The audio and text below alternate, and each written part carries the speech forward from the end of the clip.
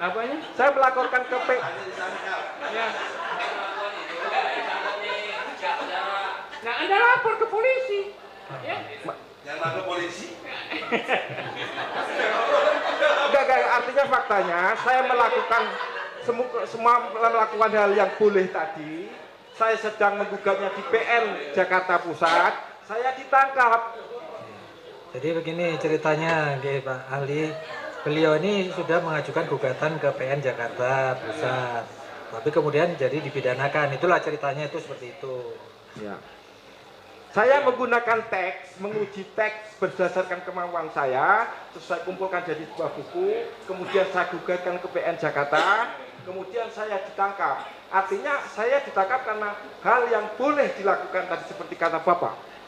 Ya kan, ini kita bicara dalam konteks prosedur ya. Di sini akan ada prosedur pra pengadilan, ya, gitu ya. Jadi ada prosedur-prosedur yang memang bisa ditempuh oleh para pihak yang secara hukum dirugikan. Kalau tiba-tiba ditangkap bagaimana? Apanya? Tiba-tiba ditangkap, dicokok, kan nggak bisa melakukan upaya-upaya itu. Setahu saya, ya, untuk menangkap saja, polisi itu nggak bisa sewenang-wenang. Ada prosedurnya, itu pasti itu, ya, karena kita tahu polisi adalah salah satu penegak hukum, salah satu ya. Itu artinya polisi juga dikontrol oleh pihak lain ketika terjadi penyimpangan. Ada Kompolnas, ya, itu yang merupakan pengawas internal di kalangan kepolisian juga ada segala macam. Saya yakin ya bahwa ketika ada kelainan, ya, ini kasus, ya, menarik ya, itu Anda jadi model nanti ya, itu ya, jadi kasus selalu ada, ya, selalu ada. Jadi ikuti saja seluruh prosedur ini, ya, karena itu resiko Anda mengambil langkah untuk menganalisis isi dan melaporkannya.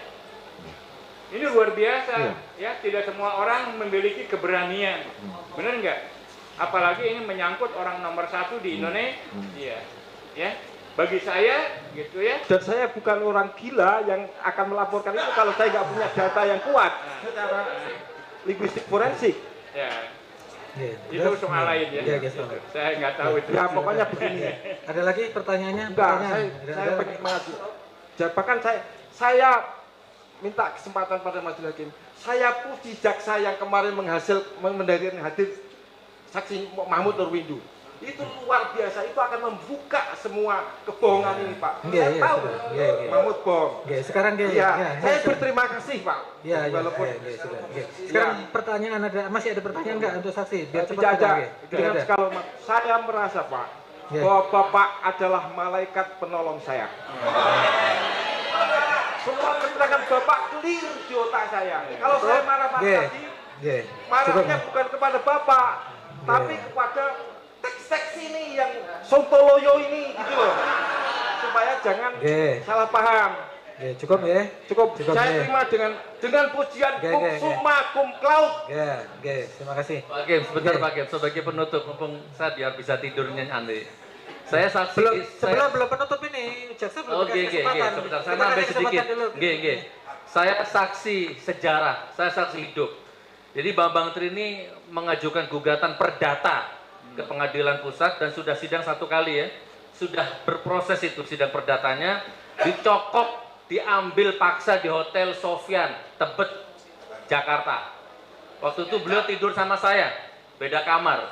Saya dulu yang di BAP, baru dia tahu-tahu sudah dibawa ke Bareskrim lantai 15. Perdata sedang berjalan, tabayun sedang dilakukan, proses keadilan sedang ditempuh, tiba-tiba ditangkap. Nah, gitu yang mulia.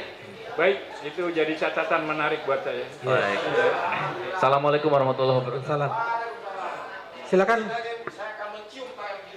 Sebentar loh. Nanti. Belum selesai. Silakan Pak penuntut umum, kita berikan kesempatan. Tadi belum dapat kesempatan, monggo. To the point aja yang biar. Siap.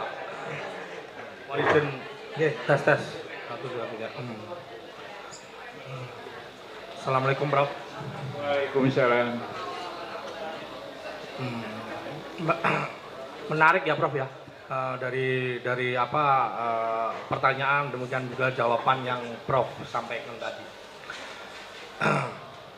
Boleh saya tanya ya Prof ya. S1 Profesor di bidang apa? Pendidikan Bahasa Indonesia. Pendidikan Bahasa Indonesia. Lulus dari Universitas IKIP Bandung ketika itu, yang IKIP sekarang Bandung. UPI. Berarti lulus UMPTN ya Prof ya? Lulus UMPTN ya? Iya. Oh, ya. Yang kedua, ringan-ringan aja dulu. Yang kedua, S2 di mana Prof? Di Universitas Indonesia. Universitas Indonesia UI Jakarta ya Prof Iya. ya? Lulus juga. Ya. S3-nya Prof? Universitas Indonesia. Universitas Indonesia. Gelar S3 dan profesor saudara, Prof dapat dari UI semua? UI. Iya. Bukan honoris causa? Ya. Bukan honoris causa? Bukan honoris causa? Bukan. Cukup. Saya reguler. Cukup. Sudah, ini ya sebentar. Iya, sebentar. Sabar dulu dong. Penonton tolong tenang, ini sidang. Tolong tenang. Saya hanya ingin memastikan Sebentar. aja, Prof. Enteng-enteng Sebentar. aja. Saya Ini nggak pernah Pak Jaksa, menyela tadi sudah kita Saya tidak bacakan. pernah. Sebentar, penasihat hukum tolong sabar dulu, Pak penasihat hukum, tolong dulu. Tolong hargai ini sidang, Pak PH, tolong nggih. Saya tidak menyela pertanyaan saudara. Tolong penasihat hukum, tolong penasihat hukum nggih. Sebentar, nggih, sebentar. Tolong dihargai sidang ini, nggih. Saya tidak menyela. Tolong setiap interupsi melalui majelis kami memimpin sidang ya. Tolong dihargai sidang ini, nggih. Ini sekedar Nggih. intermezzo aja, Bro. Gini aja Pak Jaksa supaya cepat. Nggih, Pak Jaksa, tolong Pak Jaksa nggih. Supaya cepat. Oke. Ini riwayat hidup kurikulum itu kan sudah dibacakan tadi, nggih. Riwayat hidupnya dia Mengenai langsung aja pertanyaannya mawon. Ya, Langsung aja pertanyaan mawon. penggunaan Nggih. bahasa bisa berdampak hukum. Ya. Menurut Profesor, apa sih bahasa itu? Bahasa ada produk, ya, representasi yang berkaitan dengan objek atau pernyataan tentang objek. Oke. Saya pernah membaca dalam suatu artikel bahwa Prof pernah memberikan statement ini yang apakah itu mengutip kalau tidak salah pernyataan di Imam Al-Ghazali dalam Tazkiyatun Nafs, ya kan? Apa sih yang menjadi musuh utama dari bahasa itu, Prof? Waduh, itu tulisan saya berapa lama ya? Karena saya begitu takzimnya juga saya berkata menanyakan juga pada ahli. Saya pernah menulis itu. Ya, apakah Prof memberikan pernyataan pada waktu itu musuh utama bahasa adalah kebohongan? Iya, betul. Itu tulisan Oke. saya. Oke. Betul. Dalam permasalahan hal ini, Prof, Iya. saya tidak menyebut. Kalau tadi penasihat hukum menyebut bahwa ada seseorang di sana yang mengatakan berjanji pada waktu itu tidak akan impor, kemudian ternyata impor. Saya tidak menyebutkan ya. Saya tidak menyebutkan. Ini saya juga tidak menyebutkan orangnya. Ya. Bahwa ada seseorang dalam YouTube-nya itu menyatakan bahwa tembak kepala saya kalau ijazah SD, SMP, SMA, kuliah Jokowi itu palsu. Bahwa ijazah SMA itu dicuri dari Joko Wahyudi. Sementara Joko Wahyudi kami hadirkan. Ijazahnya Sabar dulu. tidak dicuri. Ijazahnya ada. Apakah itu menurut Prof itu juga memenuhi narasi kebohongan? Begini. Saksi kami hadirkan. Dia di media dituduh bahwa ijazahnya dicuri oleh Pak Jokowi. Kalau tidak tembak kepala saya. Kami hadirkan di sini dia menyatakan bahwa ijazahnya dibawa dan tidak hilang. Menurut Prof gimana? Sebentar, Begini. sabar dulu. Ijazah adalah sesuatu yang faktual. Yang dituduhkan Bukan dalam itu media, benda. Enggak, dalam media yang saya Oke. bicara tentang bahasa. Oke. Bahasa, iya, Yang bahasa. namanya ijazah itu nomina Oke. atau kata benda Oke. yang bisa dilihat, Oke. ya, ada wujudnya dan sebagainya. Oke. untuk menguji kebenaran Oke. sesuatu yang sifatnya benda harus pakai benda lagi. Oke, ini kan konteksnya tadi tentang kebohongan itu ingin saya tanyakan bahwa ada pernyataan seseorang ini di media sudah menjadi booming juga. Ada seseorang yang mengatakan tembak kepala saya kalau bahwa ijazahnya SMA kalau tidak salah Pak Jokowi itu hasil nyuri. Kemudian yang bersangkutan saya hadirkan di sini membawa ijazahnya asli, yang diklaim itu ternyata itu tidak dicuri, masih utuh dipegang oleh Pak Jokowi. Sebentar. Biar saksi jawab dulu. Biar ahli Ijazah menjawab dulu. asli yang dihadirkan di sini di pengadilan itu adalah ijazah asli Pak Jokowi. Tidak, maksudnya begini, ada pernyataan dari seseorang itu di media yang mengatakan bahwa ijazah SMA Pak Jokowi itu dicuri. Wah, itu ijazahnya Joko Wahyudi itulah. Joko Wahyudi kami hadirkan di sini bahwa ijazahnya nomornya itu loh. Itu apakah termasuk narasi kebohongan itu? Itu saya tanya pendapat Prof gimana? Nomornya. Sebentar sabar, Pak. Sebentar ya. Bagaimana? Pendapat Prof gimana? Apakah itu bukan Ini kebohongan? pendapat saya. Ya. Ya. Apakah itu termasuk kebohongan? Sebentar, Ya. untuk menentukan sesuatu itu bohong atau tidak, kan saya harus menentukan bohong Siap. atau tidak. Ya. Itu ada yang disebut dengan uji kebenaran. Siap. Nah, tahapannya ketika itu sifatnya benda nomina, ya, Ya. itu ya, apakah saya itu laki-laki atau perempuan, itu harus diuji fisik, ya, karena yang dipersoalkan apa kepalsuan dan keaslian. Ini Ijazah itu benda. Ya. Ada yang mengatakan bahwa ini dicuri, palsu, apa dan sebagainya. Buktikan, ya. yang buktikan siapa? Akhirnya siapa yang harus membuktikan ini? Mempunyai Yang beban mengatakan pembuktian. bahwa itu bohong. Berarti seseorang itu yang menuduhkan bahwa Bukan ijazahnya. yang mengatakan itu bohong. Dari mana dia bisa mengatakan bohong kalau nggak ada alasan? Kalau ada pernyataan itu di media dan dia tidak ada data terus kemudian menuduhkan sesuatu, apakah itu belum tentu terus kemudian saksi kami hadirkan ternyata tidak hilang apa tidak bukan kebohongan? Komplain dari Ini begini, Prof. Izin yang mulia keberatan, kalau sudah dijawab saya kira cukup gitu. Oke. Ya, Selanjutnya saya rasa begini, sudah bisa diganti pertanyaan yang lain. Oke, sebentar. Gini aja, Prof. Oke. Gini aja. Sebentar. Pertanyaannya sesuai ilmu Pertanyaannya yang to the point aja Pak Jaksa, Ya, nggih, nggih. oke. Yang mudah dijawab, nggih. Oke. Suatu informasi yang disebarluaskan namun tidak sesuai dengan fakta. Apakah itu termasuk kategori suatu kebohongan? dari mana tahu tidak sesuai fakta? Sebentar. Kami Nggih, tidak mengulang. tolong, Pada tenang, nggih, nggih. Dari mana Anda Tolong penonton tenang. fakta? Kan harus ada faktanya. Iya, begini Prof. Kembali sebentar. Tarik ke belakang tadi. Ya kan? Pak Itu Bambang, ada tenang, Pak seseorang Bambang. itu Pak, di media tidak, Pak. mengatakan bahwa ijazahnya Pak Jokowi SMA hasil nyuri punyanya Joko Wahyudi. Joko Wahyudi kami hadirkan di sini, ijazah SMA-nya tidak hilang. Yang ditanyakan apa ini Pak Jaksa ditanyakan? Atau ijazah Jokowi. Joko Sebentar. Wahyudi, Bro. Jadi begini, Yang Bro. dibawa itu ijazah Joko Wahyudi atau kayak Jokowi? Yang Bukan begini, Bro. Yang ini saya tanyakan dijawab. Ya, dijawab. Jadi begini. Ada seseorang di media To menuduh. the point saja Ya. ini, to the point saja, to the point aja. Tolong tenang, Ya, tolong oke. penonton tenang, tolong. Ya. Penonton tenang, nggih. Ya. Gini Pak Pro ahli nggih. Yang dimaksud Pak Jaksa itu tadi di dalam konten yang didakwakan itu memang ada kata-kata yang menyebut nama Joko Wahyudi.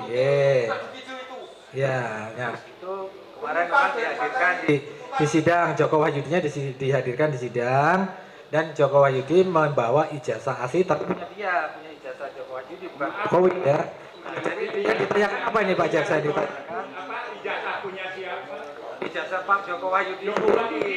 Iya. Sementara yang dipersoalkan bohong ijazahnya Jokowi. Iya, sebentar. Dia tidak tahu, Bro. Makanya pertanyaannya yang jelas dulu Pak Jaksa pertanyaan. Jelas begini loh. Pertanyaannya yang Prof. udah dicerna dulu. Jadi Iya. Prof gini. tidak menuduh ijazah Pak Jokowi palsu, Prof. Ini ada pernyataan ini, Pak Bambang itu. YouTube-nya terus kemudian ada YouTube yang lainnya. Sebentar dulu. Terdakwa tenang dulu, oke? Saudara tenang dulu. Kalau saudara tidak bisa tenang, saya suruh keluar nanti. Pak Bambang ini, Prof, bilang tembak kepala saya. Ijazah SD, SMP, SMA, Pak Jokowi padahal SMA-nya itu hasil nyuri punyanya Joko Wahyudi. Ini beda dengan Pak Jokowi. Tapi Pak Joko Wahyudi ini teman SMA. Dituduh ijazahnya SMA ini hilang, dicuri. Beliaunya datang ke sini membawa ijazah SMA-nya asli, ijazahnya beliau sendiri. Nomornya yang Gitu loh. dimaksud itu. Saya tanya tadi, apakah kalau misalnya menyebarkan berita begitu, itu termasuk kebohongan? Itu aja. Yang saya Narasi maksud yang itu ditanya nomornya. narasinya ini. Ya. Yang Seolah-olah ditanya nyuri narasinya. ijazahnya. Bisa Sebentar, tenang dulu, ini sidang, nggih. Sebentar, coba Dan ngawur itu pertanyaannya. terdakwa kalau tidak bisa tenang, saya suruh keluar. Oke, ini sidang. Itu aja, Prof. Gini, ahli dicerna dulu, nggih. Bukan data primer. Nggih, dicerna dulu pertanyaannya, dicerna dulu, nggih. Itu yang dimaksud Pak Jaksa tadi bukan masalah ijazah palsu Jokowi, tapi masalah ada statement atau narasi, karena Anda sekarang dihadirkan sebagai ahli linguistik. Ada narasi di dalam konten itu yang menyebut bahwa ijazah yang dipakai Jokowi itu mencuri atau pinjam dari Jokowi. Gitu, ada narasi itu. Mungkin bisa bisa dianukan, bisa diputarkan videonya. Nah, yang ditanyakan Pak Jaksa itu ada narasi seperti itu. Nah, ternyata Joko Wahyudi dihadirkan, ijazah saya tidak pernah dicuri, ini loh saya bawa ijazah sih itu. Nah, itu yang ditanyakan Pak Jaksa itu, yang ditanyakan berarti narasi itu apakah memenuhi unsur apa tadi Pak Jaksa? Apakah itu termasuk suatu kebohongan atau bukan? Oh iya, itu aja. Jadi nggak jawab. Saya ini saksi ahli, ya. Saya bukan saksi fakta, faktanya saya nggak tahu kan. Iya kan ada tadi tidak nonton semuanya. Teori kebohongan dan teori kebenaran. Ya. Sudah. Teorinya itu. Oke, berikutnya. Ada 3. Saya teori kebohongan lanjutkan, dan Jam. kebenaran. Oke. Saya lanjutkan, Bro. Yang sudah dijelaskan besok. Persoalan benda, kata Itu penjelasan. ya, untuk uji kebenarannya harus fisikal, itu wilayah pragma fisika, nggak bisa pakai opini, pakai pendapat, omongan, nggak bisa. Fakta. Ya, karena apa? Teorinya itu kata-kata omongan itu sekecil apapun itu direkonstruksi, nggak berbanding lurus dengan benda. Ya, ingat itu. Ya, di benak saya, ya Solo itu bukan begini. Di benak saya, karena saya 20 tahun lalu saya ke Solo. Itu tiba-tiba seperti ini. Itu fakta yang harus saya terima. Jadi si perkataan, ya kebohongan, kebenaran, apapun itu ya ketika diucapkan itu nggak berbanding lurus persis, harus uji karena ini benda. Ya sudah jauh tadi. Sebenarnya nggih. Iya, Prof. Sudah disampaikan Sudah, Prof. sama Profesor tadi sudah disampaikan sebenarnya. Nggih. Iya. Disebut dengan metode empirik Iya, Prof. yang harus bisa diindrai. Ya. Iya, Prof. Nggih. Cukup, Prof. Nggih, Tadi kan cukup. Nggih. soalnya tadi kan Ganti Prof pertanyaan yang lain. menyangkut penyebar luasan berita. Misalnya kalau namun tidak sesuai fakta, ini saya tanya tadi. Jawabannya singkat, itu kebohongan apa bukan? Itu aja sebenarnya. Kayak itu. Pendapatnya. Sebentar. Biar ahli yang menjawab. Tolong penasihat hukum tenang, nggih. Tolong ini persidangan, jangan teriak-teriak begitu. Tolong ini persidangan, tolong dihargai. Nggih, biar ahli yang menjawab, monggo. Ahli menjawab sesuai keahliannya tadi ahli sudah bagus tadi menjawab sebenarnya. Kan Nggih. maksud saya ya. Nggih. Ya. Oh, tidak benar. Oke, siap. Nggih. Ahli Oke. sesuai anunya sudah. Nggih, sudah cukup. Ya, Cukup, ya. nggih. Saya rasa sudah cukup ahli nggih. Ya. Ahli menjawab apa yang ditanya saja. Nggih. Ya. Biar silakan dilanjutkan. Ini berikutnya. Nggih. Bila suatu kebohongan, ya, yang sudah disampaikan kepada publik itu, apakah sudah masuk ke dalam suatu pelanggaran hukum? Ada pidananya atau tidak? Setiap kebohongan itu ada dampaknya. Jadi bahasa nih ya, itu ada peristiwa, kemudian si peristiwa itu dibahasakan. Ya. Ya, Makanya yang disampaikan bahasakan ya. ya, itu terjadi perlokusi dampak dari bahasa itu. Ya, kalau ada pihak yang dirugikan, Siap. itu jadi masalah hukum. Oke. Ya, Kalau sudah tidak dijelaskan ada tadi. yang bohong Nah. apa segala macam, masyarakat enjoy aja, nggak ada masalah.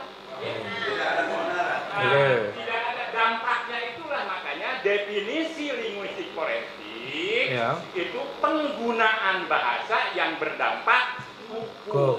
Oke. Hukum di situ adalah bagaimana bahasa disampaikan kepada petutur berdampak kerugian materi gara-gara Oke. kebohongannya itu. Sudah Oke. dijelaskan tadi sama Oh, dijelaskan. Oke. Ya sudah. Oke. Ketika tidak ada dampak Oke. materi, ya kan rumus hukum itu harus ada korban. Siap. Ya, Oke. kalau tidak ada korban, nggak ada hukum. Oke. Cukup. Berikutnya Sarannya ya, cukup. pertanyaan keempat. Oke. Lanjut. Berita bohong yang disebarkan oleh seseorang. Penonton tenang. Berita bohong yang disebarkan oleh seseorang apakah tidak bisa menimbulkan suatu keresahan? Bagaimana pendapat ahli? Sama rumusnya tadi. Berita bohong sebohong apapun, ya, itu ya potensial, ya bisa merugikan, bisa tidak merugikan, ya, seperti itu. Keonaran itu sendiri apakah tidak bisa didefinisikan sebagai suatu keresahan? Siapa? Gimana? Keonaran apakah nggak bisa didefinisikan sebagai suatu keresahan? Oke. Tadi sudah. Keresahan itu sebuah tindakan, ya.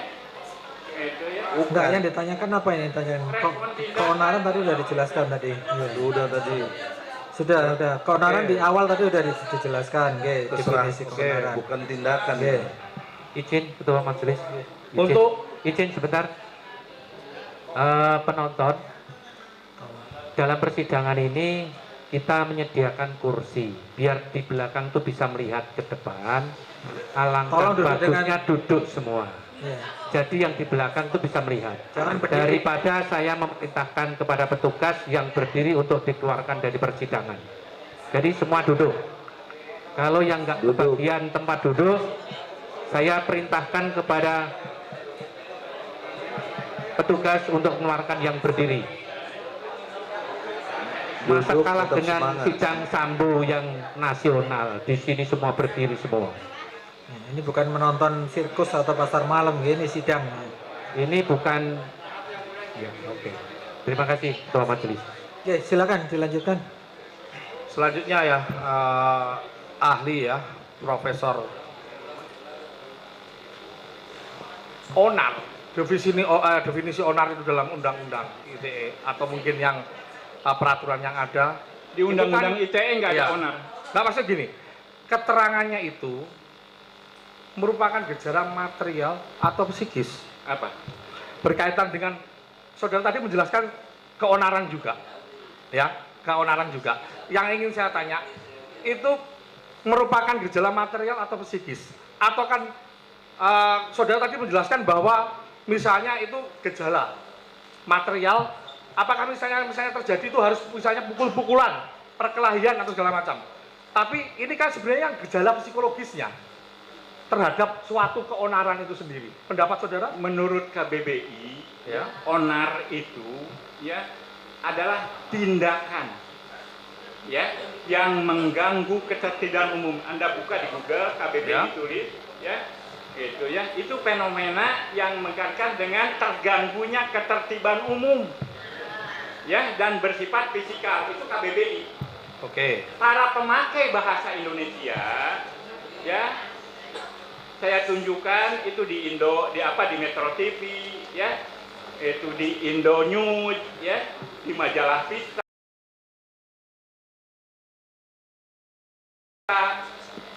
Saya bongkar itu bukti ya bahwa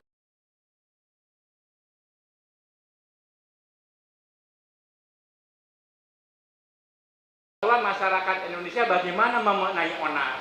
Semuanya bersifat fisik. Nonton konser Good Blast, anak-anak muda bikin onar. Ya. Geng motor Sepak bola. membawa senjata tajam, bikin onar. Seperti itu. Artinya, sebagai ahli linguistik politik, saya harus membuat kesimpulan. Enggak sembarang orang loh dikenai label onar. Ya. Dan itu ya terbukti dalam pemakaian tidak produktif, tidak semua. Ya, tindakan mengganggu ketertiban umum di label onar, ada yang huru-hara, ada yang kerusuhan. Ya. Ini onar sangat spesifik, ya, fenomena sosial, bukan fenomena kognitif. Oke. Kemudian, saudara kan ahli linguistik forensik ya. Tadi bisa menjabarkan sejauh mana tentang pasal-pasal yang kami dakwaan, sebagaimana pertanyaan PH. Ya. Yang ingin saya tanyakan sebenarnya simpel saja. Kalau Undang-Undang ITE itu hukum formil apa material? Apanya? Undang-Undang ITE itu hukum formil atau material? Undang-undang ITE. Ya. Saya memahaminya itu sebagai undang-undang materi. Salah. Itu ketentuan. Keberatan yang mulia, pendapat yang salah silakan. Nanti tanyakan Sebentar, nggak usah keras, sebentar, tenang, gitu. Saudara gini ya. Tolong tenang. Saudara menjelaskan bahwa Undang-Undang ITE itu ketentuan hukum material, padahal itu hukum formil. Biar Saya kasih beritahu. yang mulia, mohon maaf. Sebentar, itu kesimpulan nanti. Izin yang mulia.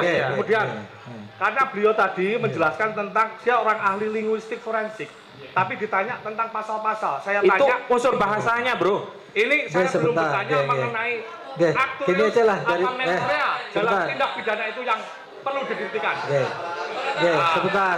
Makanya saya bikin begitu karena Sebentar, tenang. Iya, tenang dulu. Ya. Oke. Makanya saya tanya, tadi menjelaskan tentang ketentuan pasal-pasal. Saya tanya aja Undang-Undang ITE Sebentar. Tolong jangan ada yang debat di sini, tolong tolong dipahami ini sidang, tolong Ahli boleh tidak tahu, tapi ahli tidak boleh bohong.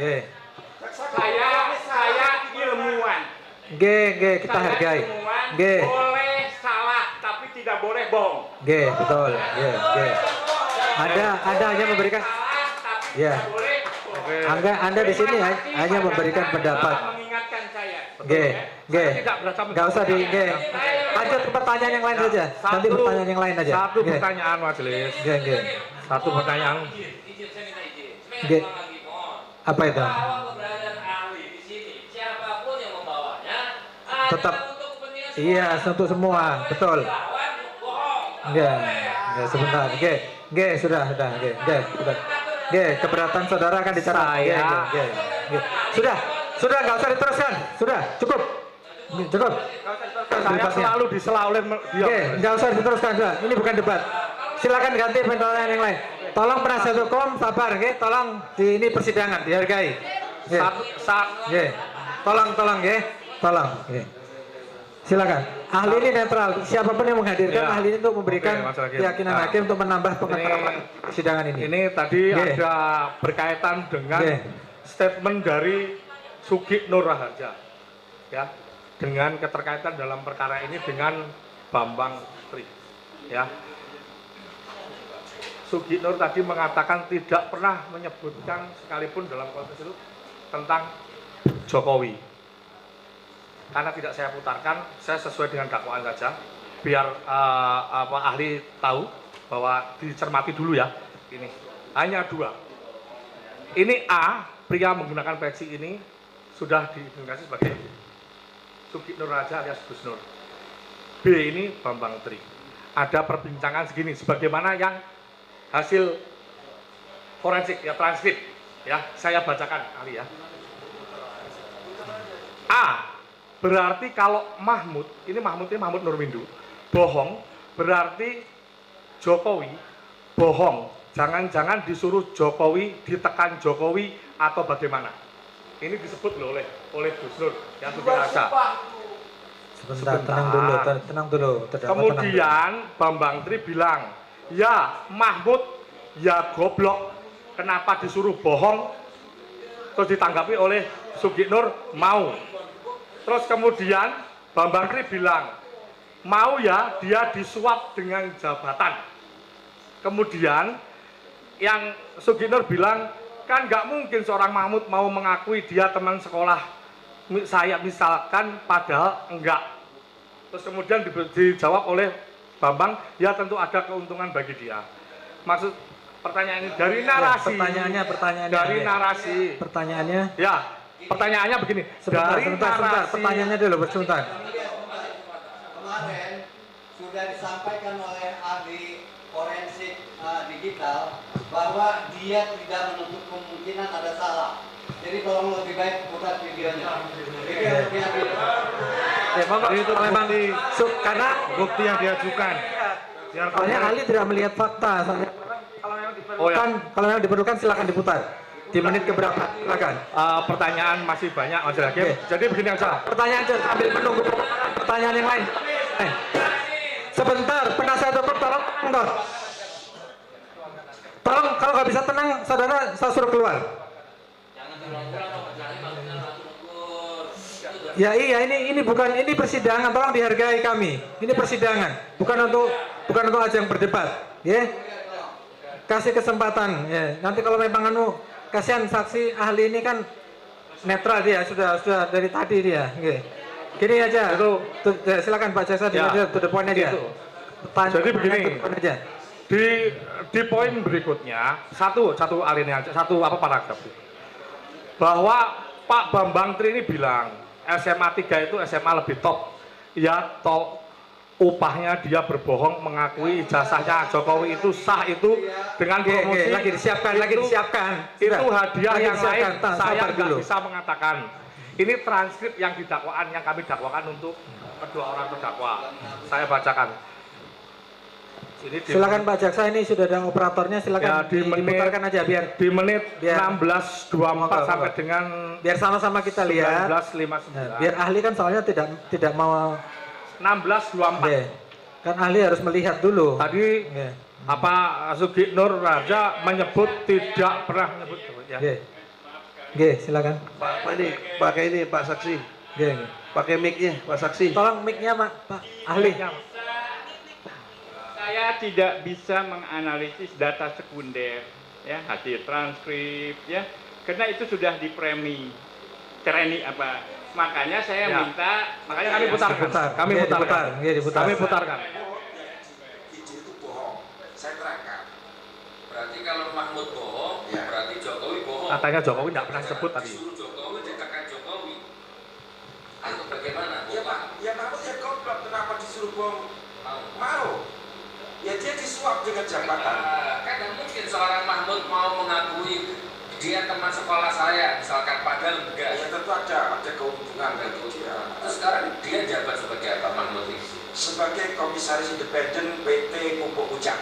Terus next berikutnya Mas, yang di menit sebentar. Baik, gini Pak Hakim, sebentar Pak Jaksa, saya potong sebentar. Yang saya maksud itu konteks mubahalahnya yang saya tidak pernah menyebut nama Jokowi.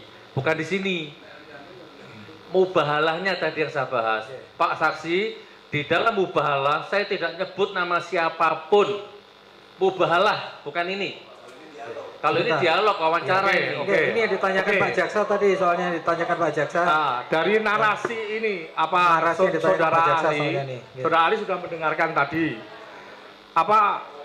Mau ya dia disuap dengan jabatan.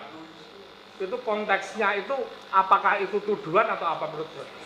Undang-undang ITE mengatakan Undang-Undang ITE mengatakan ketika ada tindakan, ya, kebohongan, penghinaan, pencemaran, materinya sendiri harus diperiksa, dibuktikan, ya. Apakah itu bohong atau tidak, ya, itu, ya, baru masuk kepada delik undang-undang ITE-nya. Si materinya sendiri, ya, benar nggak bahwa dia disuap, benar nggak bahwa dia bagaimana segala macam, ini harus diverifikasi. Kan harus perlu pembuktian. Undang-undang ITE. Ya, harus dibuktikan kan? Benar, saya sependapat dengan ahli. Nah ini ada omongan kayak gini menurut ahli bahwa itu suatu tuduhan atau tidak yang belum dibuktikan kebenarannya terkait bahwa itu loh mau ya dia disuap dengan jabatan segala macam itu loh. Itu menurut ahli, karena kan harus diketahui, diverifikasi kebenarannya Ya, dulu. betul. Itu bisa saja disampaikan. Kalau toh nanti tidak terbukti, dia akan mendapatkan resiko hukum. Itu resiko hukum ya? Iya, kalau Resiko memang hukum. terbukti, Oke. ya, dia nggak mendapatkan resiko itu. Hanya ini persoalan media, ya. Oke. Yaitu tahapannya itu tidak langsung pidana, Oke. tapi somasi. Oke. Ya. Yang satu Anda lagi. bisa keberatan, itu keberatan. Saya tidak begitu loh. Nanti prosesnya minta maaf. Ini tahapan ya. Tahapan prosesnya. Padahal yang diomongkan tadi kami jadikan saksi di sini menjelaskan kejadiannya tidak seperti itu. Nah, itu persoalan lain ya. Saya Oh, iya. nggak tahu kan. Oke. Itu bagaimana itu terjadi. Terus Saya kemudian hanya tekstualnya seperti begini. Ya, ini yang terjadi. Tuturannya Bang Bangtri, beberapa pilihan kata ada yang berupa proposisi. Yang namanya proposisi itu sebuah pernyataan yang harus diuji kebenarannya dan kebohongannya. Oke. Disuap. Ini kan proposisi. Bisa Bukan suatu terjadi. tuduhan itu? Bisa terjadi, bisa tidak. Oke? Saya tanyakan itu bukan suatu tuduhan? Bukan tujuan. Ini tadi analisis. Tuduhan. Tuduhan. Ya, tuduhan. Menuduh. Iya, menuduh. Tuduhan. Itu tuduhan Itu Bang? masuk tuduhan. Nah, kalau itu tuduhan, itu harus dibuktikan. Ya. Lah ya, Benar atau tidak. Ya. konteksnya begini. Mau ya dia disuap dengan jabatan. Iya. Menurut saudara itu tuduhan atau bukan? Itu tuduhan, tapi kejadian yang Cukup. bisa diverifikasi. Sudah cukup. Ya. Sudah cukup, sudah dijawab. Sudah Tuduhan dijawab. majelis hakim. Sudah dijawab. Saya tidak pernah menyela saudara loh. Sebentar sabar ya, di sini ini tolong ini sidang ya, kita sudah sore, udah tele-tele tadi. Tolong Terus jangan di yang terakhir majelis hakim silakan, dari silakan. saya. Ini ada di putaran di menit berapa tapi masih di bawahnya Mas. Jadi ini singkat saja. Di sini ada sama seperti di situ juga bahwa Bambang ini bilang SMA 3 itu SMA lebih top. Ya toh upahnya dia berbohong mengakui ijazahnya Jokowi itu sah. Itu dengan promosi itu hadiah. Yang lain saya nggak bisa mengatakan. Nah itu hampir sama. Sementara harus diverifikasi dulu. Saksi kami hadirkan Agung Wijayanto. Sebentar, sebentar jangan disela dulu, gantian pertanyaannya. Iya, nanti kita terus setel. Silakan di setel di menit keberapa itu? Ini, Biar dilihat. Saya bicara dengan label-label linguistik forensik. Ya. Sebuah kata-kata yang bisa diuji kebenaran dan kesalahannya itu namanya proposisi. Oke, Ya, saudara sudah nah, menjelaskan tadi. Saya tidak bicara tuduhan atau tidak, hanya saya katakan dalam tuturan Bang Bangtri ada kata-kata yang harus diuji kebenarannya. Tadi saudara menjelaskan itu termasuk tuduhan juga. Enggak harus diuji kebenarannya. Diuji dulu baru tuduhan itu benar. Ya, saya nggak bicara. Sebentar. Iya, sabar. Itu. Saya ngasih label tidak boleh bermuatan opini saya. Ya, karena proposisi itu bisa diuji mana proposisi atau tidak. Ya. Seperti sebuah tindakan Silakan. Saya sudah dijawab. Oke. Ya, kita tidak bisa memaksa saksi sudah dijawab. siap, Monggo siap, yang dibuktikan tadi berikutnya posisi atau narasi berikutnya perlu diputar, monggo. Perlu diputar? Yang narasi tadi yang pertanyaan terakhir tadi SMA tadi sudah diganti. Oh, silakan. Terima Diganti. kasih. Monggo. Assalamualaikum, Prof. Aceh. Warahmatullahi. Biar saya agak rendah, biar suasananya agak Ya. rendah juga. Terima kasih tadi uraian dari Prof. Aceh. Saya tertarik dengan penafsiran tadi ya soal kata keonaran. Prof. Aceh mengartikan keonaran itu dengan kerusuhan. Enggak. Bukan. Apa kalau gitu saya pengen tanya, keonaran itu apa? Tindakan yang menimbulkan gangguan ketertiban umum. Saya kalau baca di KBBI, keonaran bisa diartikan sebagai kegemparan, Bisa. kerusuhan. Nah, yang ingin saya tanyakan, apa arti kegemparan dalam linguistik? Itu Dari segi itu linguistik, berkaitan apa dengan itu? medan makna ya. Apa Jadi dari itu keonaran kegemparan? itu bisa naik, medan maknanya bisa turun. Kalau turun tuh ribut, keributan. Ya. Kalau dari keonaran agak naik kualitasnya jadi kerusuhan, tapi tidak berbanding lurus, ya. Gitu, kegemparan bisa jadi lebih tinggi lagi. Makanya sistem membuat kamus itu mencari kata-kata yang satu medan makna yang berdekatan. Jadi ada Kalau beberapa ada ya. yang sinonim, kalau ada gitu ya. Jadi ada beberapa ya bisa Ada beberapa diartikan menuju ke keonaran sana, itu ya. gitu ya. Tapi tidak ada kegelisahan. Keresahan. Di situ Keresahan tidak. adakah keresahan? Keresahan tapi nggak ada kegelisahan. Resah itu Resah fisik. ya, resah. Iya. Karena ini saya juga mengutip ini dari pendapat dari akademisi dari Fakultas Hukum UI. Dia mengartikan keonaran itu dari bahasa dari kamus bahasa Belanda karena KUHP kita kan pakai Belanda. Jadi dia mengartikan sebagai onrustverwekken yang artinya mengakibatkan keresahan atau kegelisahan di dalam masyarakat. Ini kalau dari ahli hukum Fakultas Hukum UI dia berpendapat keonaran itu sebagai keresahan atau kegelisahan. Mungkin Bagaimana? rujukannya berbeda. Ini karena dia mengartikan KUHP. Yang jelas kalau menyangkut kata-kata rujukannya itu pertama itu secara itu KBBI formal ya. Kamus bahasa Dari situ Indonesia. baru ke konteks. Kalau ini Jadi dari saya menghormati ya perbedaan itu karena perbedaan tadi kan bilang ya ilmuwan itu Beda. bisa sifatnya kan terbuka. Iya. Mungkin ada pendapat lain. Bisa jadi. Ya, kalau dari Prof. Aceng tadi berpendapat berdasar KBBI. Iya. Ternyata ada juga pendapat dari KUHP Belanda. Iya. Karena KUHP kita tahun 46 itu memang dari disado dari bahasa Belanda. Jadi ini onrustverwekken itu artinya keresahan atau kegelisahan. Ini kami ungkap ini karena kemarin juga Prof. Andika bilang ada keresahan. Mengartikan keonaran itu sebagai keresahan. Ya kalau ada keresahan artinya harus bisa menunjukkan secara fisikal apa yang terjadi. Berarti kan ada pendapat yang berbeda ya Iya. Prof ya. Tadi bilang kalau Prof. Andika kolega ya. Dia asisten saya sekian 15 tahun ini. Terakhir kapan? Apa? Sekarang Terakhir masih sebagai ya. asisten kapan? Jadi mata kuliah linguistik forensik di S1, saya dosen utamanya dan Andika membantu saya. Betul. Juga Tapi ya, gelar profesornya betul ya? enggak, itu palsu. Hah? Iya, palsu. Waduh, periksa tuh, periksa. Dari Karena Anda yang bertanya ya. tenang dulu, tenang. Sekarang coba Anda kontak ke Dewan Guru Besar.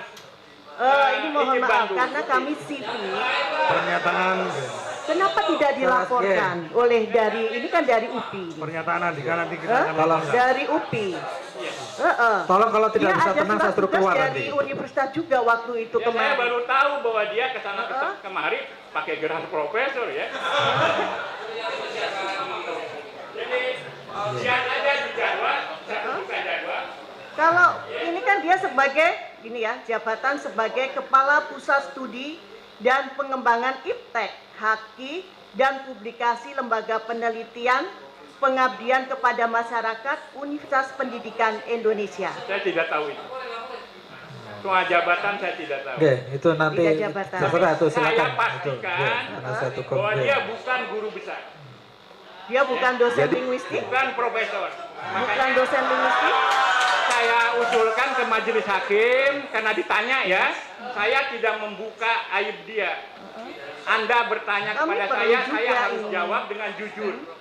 Makanya saya usulkan kemarin supaya kesaksiannya dicabut, ya dibatalkan demi hukum, karena dia sudah Karena memasukkan mohon maaf, mohon Mulia, maaf yang mulia tuh. untuk mengatakan Panitra, itu catat. palsu dan Oke, tidak oke, juga akan perlu dicatat. Kesaksian ada. Andika tuh. Kadangnya Ya, kan tadi kan dicabut. bilang harus ada Oke. apple to apple. Oke. Gitu. Saya bisa tunjukkan yang asli kalau mengatakan palsu. Apakah ada sebentar saya yang saya tanya ijazah Prof. Andika, apakah Tunjukkan. saudara ada ijazahnya Prof. Andika? Yang namanya profesor tidak ada ijazah. Asok. Iya, yang ditanya profesor. Oh, Asok, mungkin saya yang salah. Tolong tenang, Profesor. penonton. Saya yang salah. Tapi Tolong, dia ya. dosen. Mohon maaf. Oh ya, Asok profesor, mungkin saya yang salah. Tapi dia kolega. Mohon maaf. Oke. Saya rasa pertanyaannya diganti Dia yang lain aja, Bu. kolega juga di dosen itu ya. Oh gitu. Jadi di bidang linguistik juga. Saya tanyakan ini karena kan ada perbedaan ya, ada pendapat Prof. Aceng kalau keonaran itu diartikan sebagai fisik. Sementara Prof. Prof. Andika ini dia mengartikan keonaran itu bisa keresahan. Ini juga sejalan dengan pendapat dari ahli Fakultas Hukum UI yang mengartikan keonaran itu dengan keresahan. Jadi ada beberapa memang pendapat gitu ya. Dan dalam dunia akademis itu biasa. Biasa ya. Jadi perbedaan itu biasa ya. Hanya bisa diuji mana yang rujukannya lebih berkualitas, mana yang Ya. lemah. Kalau ini kan juga dari KUHP Belanda. Makanya ada seminar, Iya. ada diskusi untuk menguji ya. Itu perbedaan itu bukan untuk menciptakan permusuhan di pertentangan, tapi untuk menghasilkan konsensus Ya. atau kesimpulan yang lebih baik. Ya betul, saya setuju. Berarti ada juga ya, keonaran itu bisa juga ditafsirkan sebagai kegemparan tadi yang Prof. Aceng sebutkan ya. Jadi tidak melulu harus ada kerusuhan atau apa. Jadi medan maknanya ada beberapa. Yang maknanya itu berdekatan. Berdekatannya itu bisa ke atas, bisa lebih kualitatif, bisa ke bawah.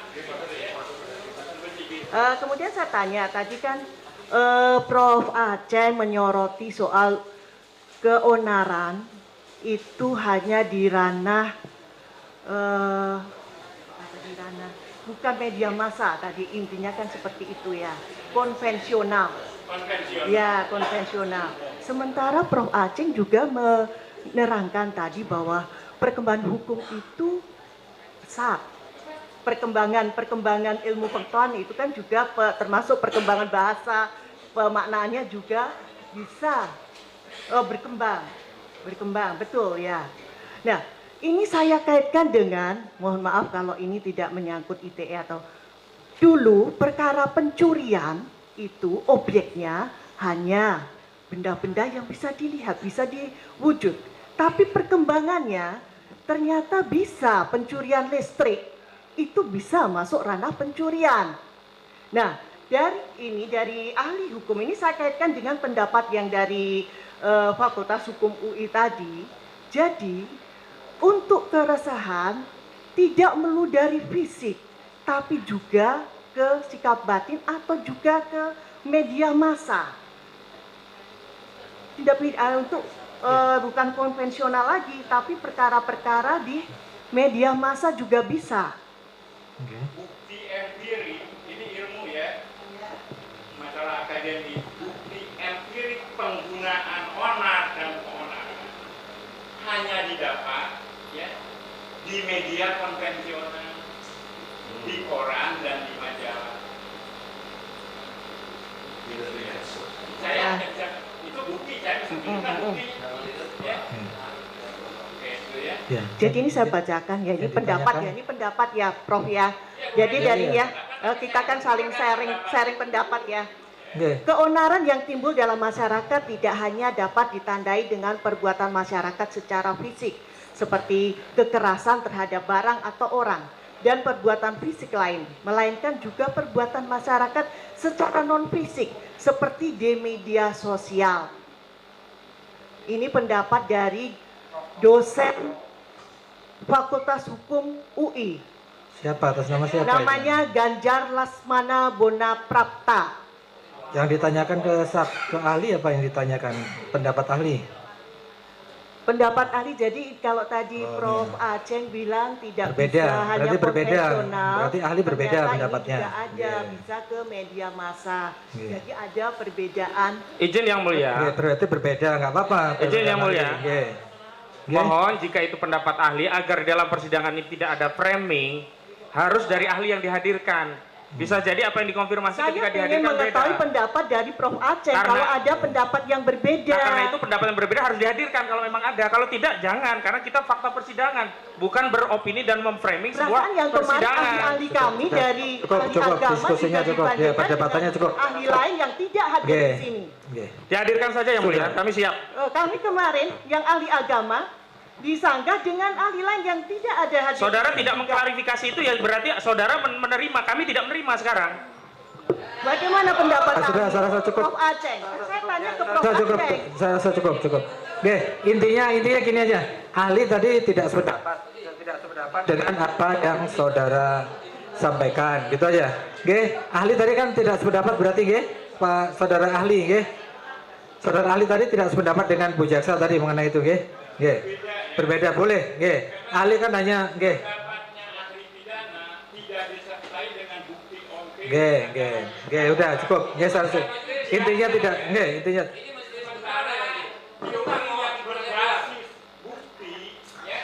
Biasanya lebih kuat. Saya tunjukkan buktinya, ya. Saya googling, browsing, ya, penggunaan kata onar dan keok, karena siapa saja pemakainya, di mana dan sebagainya. Di ruang virtual nggak ada yang pakai. Sementara yang nambah bahasa itu, ya, itu kan kelaziman, konvensi, gitu ya. Jadi silakan saja berteori, apalagi sudut pandangnya beda. Dia ahli pidana, saya ahli Beda, oke. Oke, secara cukup ahli, yang jelas pasti berbeda pendapat ahli pidana dengan ahli besar. Oke, cukup. Apalagi, oke, apalagi. Oke.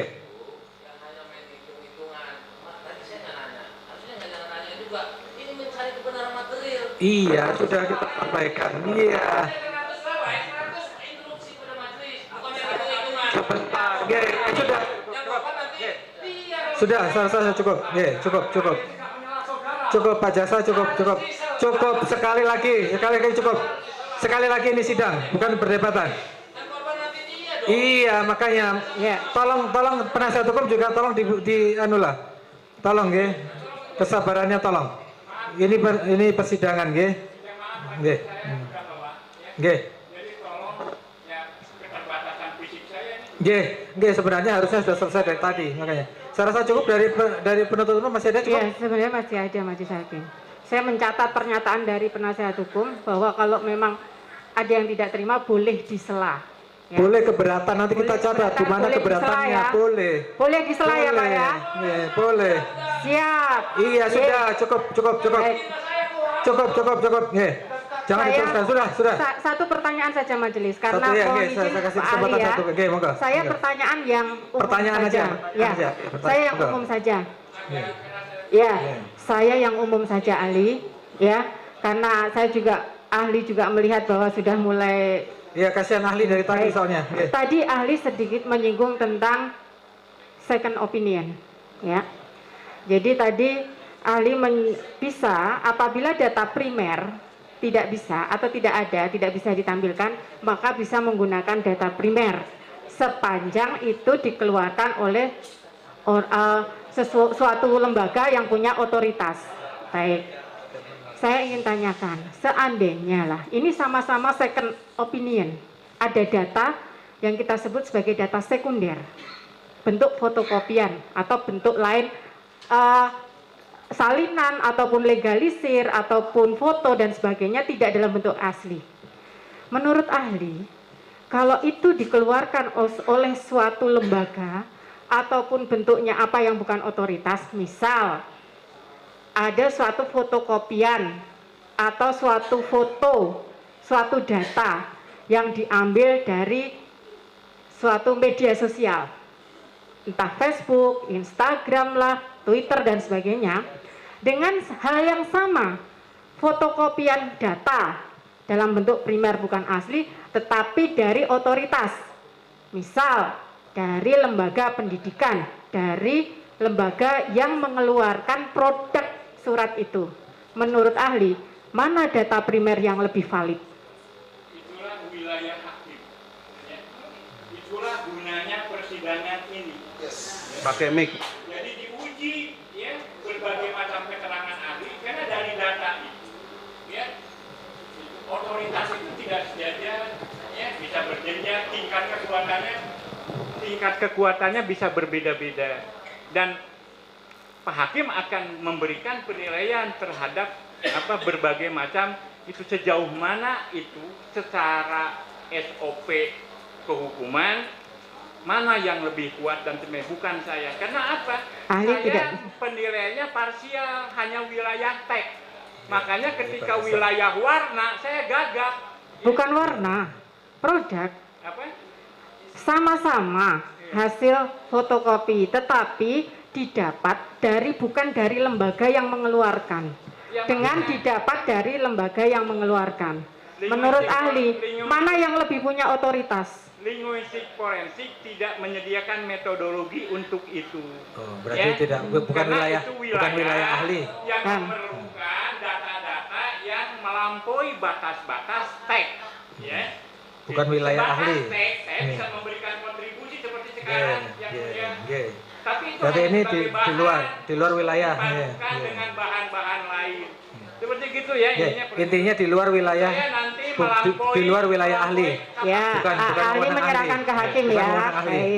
Baik, majelis hakim. Yang mulia, ini karena berkaitan dengan materi yang saya sampaikan.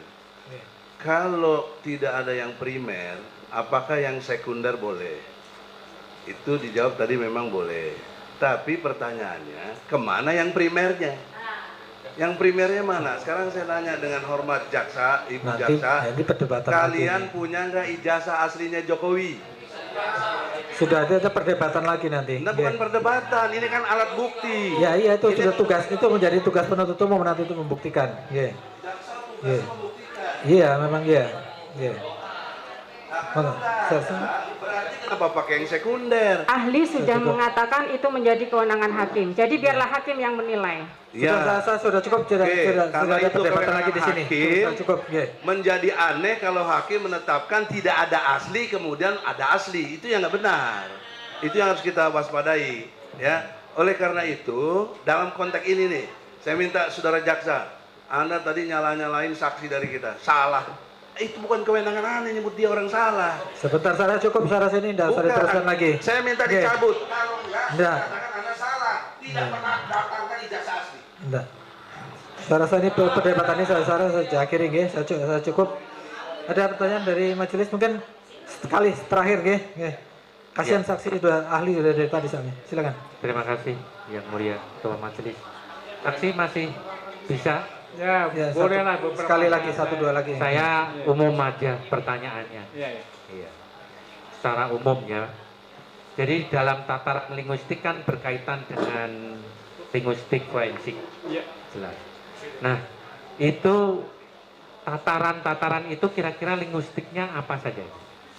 Dari mulai fonologi, ya, tata bunyi, ya.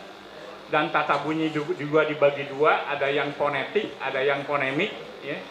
Naik ke morfologi, tata kata, bagaimana hubungan antar kata, pembentukan kata. Naik ke sintaksis, bagaimana kalimat dibentuk, hubungan antara satu sama lain. Naik ke semantik, maknanya, bagaimana. Naik ke pragmatik, bagaimana penggunaannya. Naik ke semiotik, hubungan antara yang dibahasakan dengan tanda-tanda tadi, benda-benda. Dan puncaknya adalah analisis wacana kritis, ya. Sejauh mana semua tahapan analisis itu sampai kepada sebuah simpulan bahwa tutur kata itu, penggunaan bahasa itu berdampak hukum, dicari rujukan pasalnya. Terima kasih. Itu yang saya perlukan untuk majelis hakim. Jadi ada tahapan-tahapannya yang mulia. Kemudian fungsi untuk mengidentifikasi. Bukti apa? Nah, fungsinya untuk kan identifikasi penutur dan pitutur. Nah, itu yang sebagai menjadikan dasar, berdasarkan apa itu? Untuk mengidentifikasi itu. Jadi ketika ada data bahasa yang potensial berdampak hukum, harus memenuhi 4-5 unsur. Ada petuturnya. Ada yang berbahasa baik lisan maupun tulis. Harus bisa diidentifikasi. ya. Kalau tidak, melalui data bahasa yang ditinggalkan, kita cari ciri-ciri orangnya. Biasanya dalam kasus kriminal, pembunuhan dan sebagainya. Jadi si petutur, si produsen bahasa itu harus dikenali dulu siapa dia. Yang saya maksud berdasarkan apa untuk menentukan pitutur dan pinutur itu? Ya berdasarkan ciri-ciri kebahasaannya. Untuk gaya bicara bisa nggak? Gaya bicaranya, intonasinya. Intonasinya bisa ya. Ini Solo nih, Solonya juga ini ke arah mana itu bisa. Karena ada penelitian-penelitian yang memetakan dialek.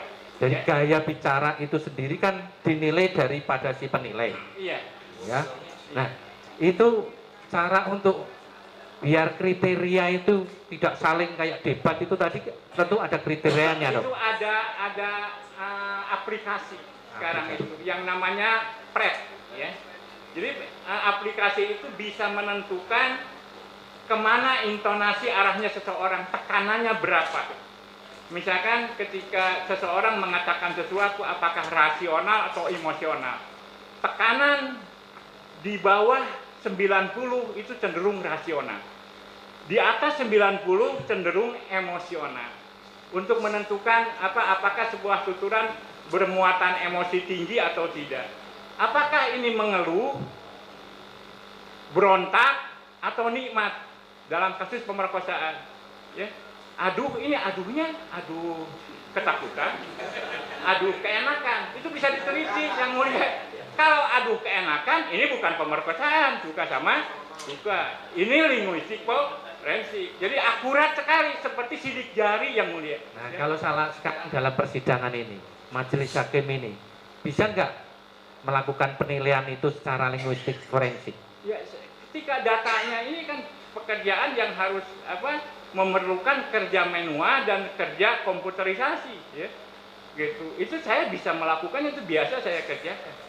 Enggak, yang saya tanya majelis hakim itu, ya. Bisa nggak menggunakan kriteria-kriteria itu tadi? Oh bisa. Bisa ya. Bisa sekali. Nah. Kemudian ada indikatornya nggak? Kata-kata yang bisa menimbulkan apa itu tadi yang diributkan mengenai permusuhan antar individu atau kelompok.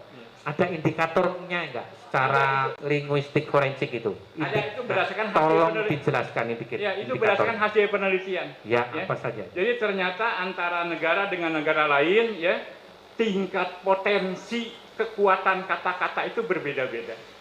Ya.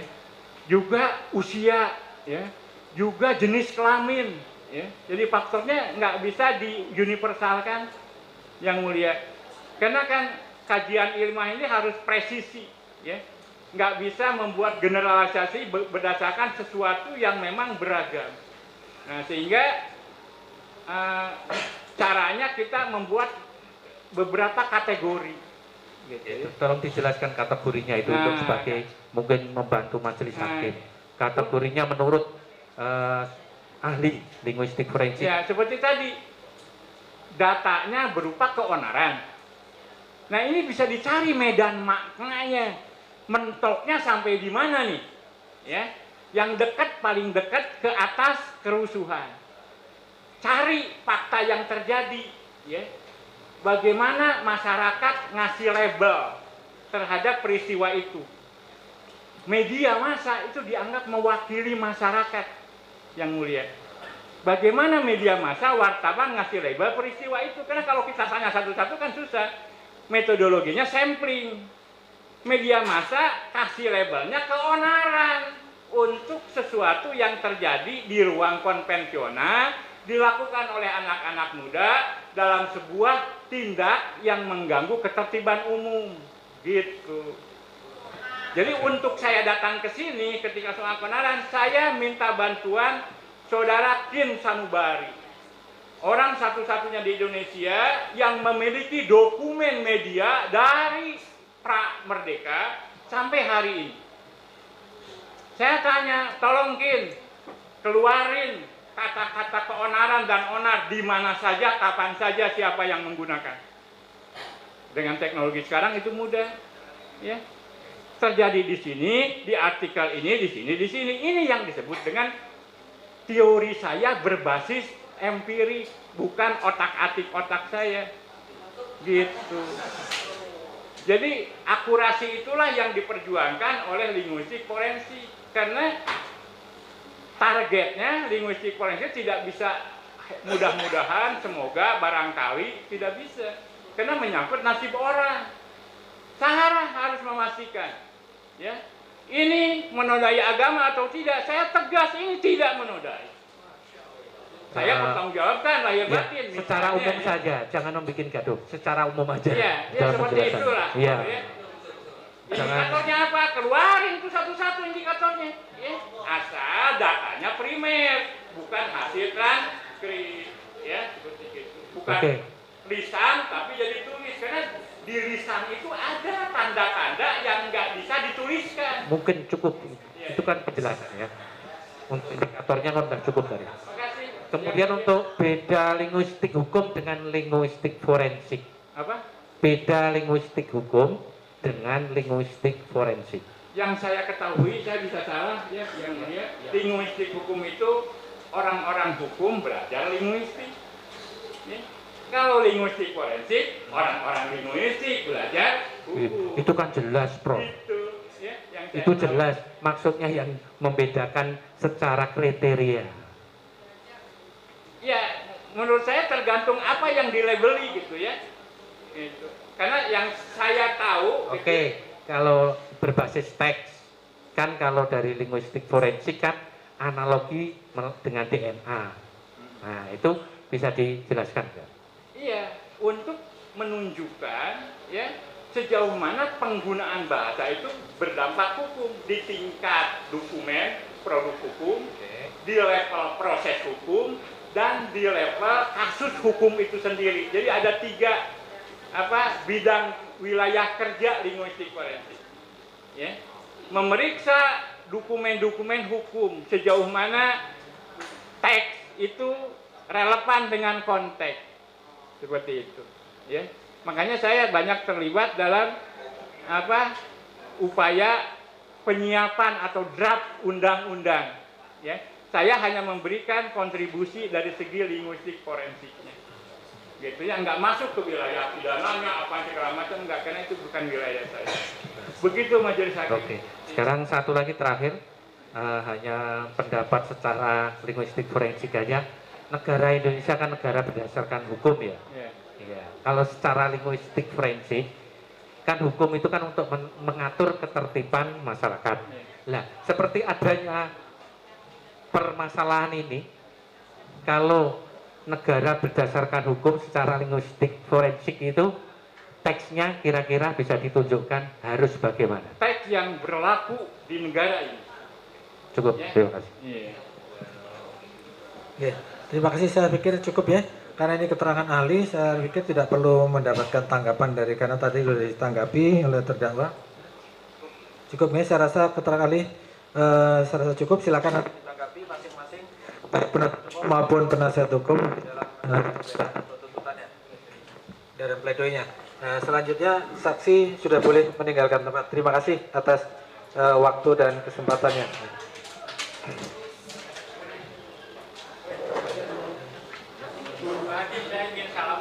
Oh, iya, makasih, makasih.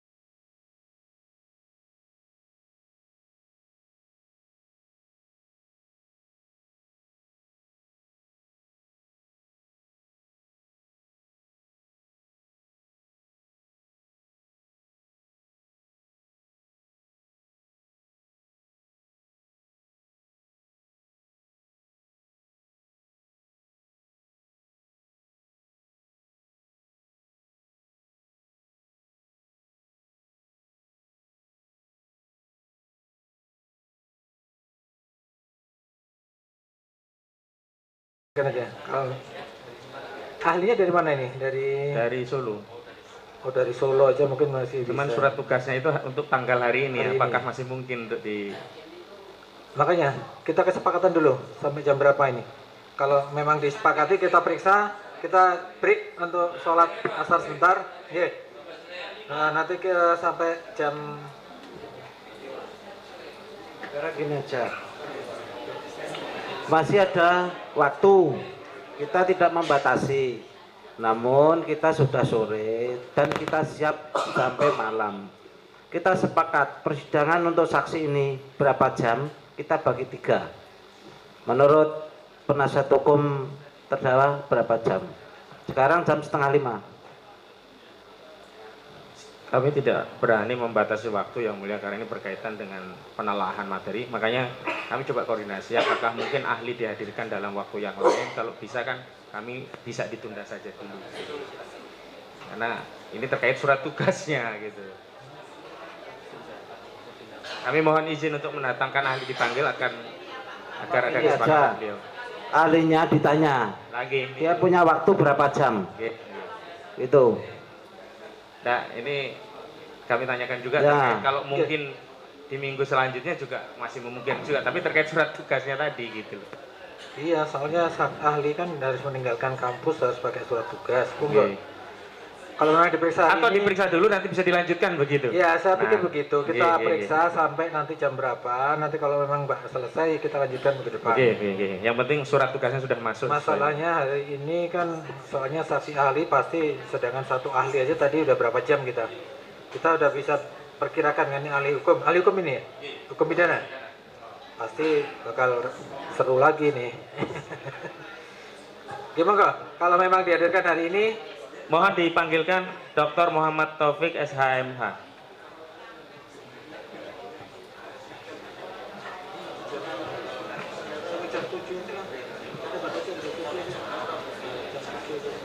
Oh iya, oh iya.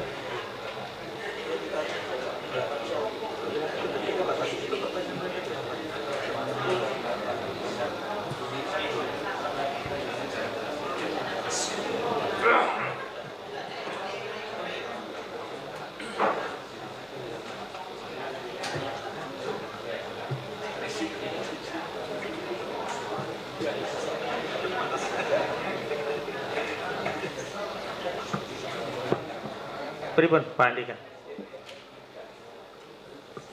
Ada di ruang persidangan anak tadi menunggu di sana beliau.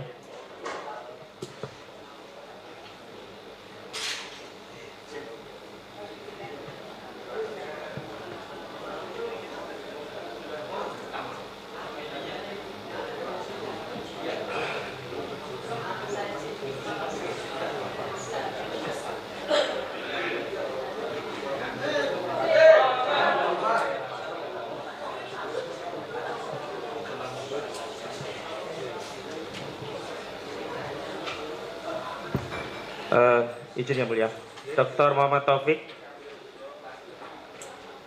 Izin dokter, ini kita pemeriksaan awal nanti bisakah dilanjutkan karena sudah sore, paling tidak sudah diperiksa sebagian.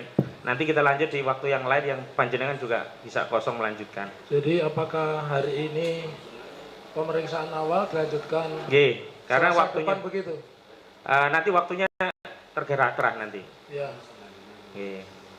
Monggo silakan, saya hadir untuk memberi pencerahan di ruang ini. Soalnya kalau dibatasi waktu kami tidak bisa tuntas juga, Pak. Paling ini tidak. hari yang bahagia. Kedua ini adinda saya, itu pernah jadi mahasiswa saya, Pak Dr. Tri Aprianto itu mahasiswa saya. Ini. Jadi panjangan kerso nggih, nanti sebagian nanti ditunda kerso nggih. Ya. Monggo. Sepenuhnya hari ini milik. Ini karena maksud saya sudah sore Pak saudara ahli. Karena tadi satu ahli aja kita dari jam 10:30 sampai hari ini baru selesai. Karena memang banyak sekali yang mau digali mungkin dari para pihak terutama penasihat hukum. Jadi kami mohon pengertiannya seandainya hari ini tidak selesai, mungkin kita lanjutkan di minggu depan. Mungkin. Boleh, karena biasanya kami memberikan keterangan hari sekitar 4 jam. Nah, kemarin di Jakarta Barat 4 jam. Ya, yang tadi juga berapa jam tadi yang saksi bahasa dari ahli bahasa itu. Diambil sumpahnya boleh Monggo. Bapak. Ya untuk awal keterangan awal dulu pengantar dulu. Sumpah jalan setengah jam. Oke, monggo. Oke, nanti habis itu kita skors untuk sholat dulu. Oke. Monggo, identitas dulu sebentar. Ada surat tugasnya, monggo. Surat tugas ahli sama kurikulum vitae-nya biar kita lihat dulu.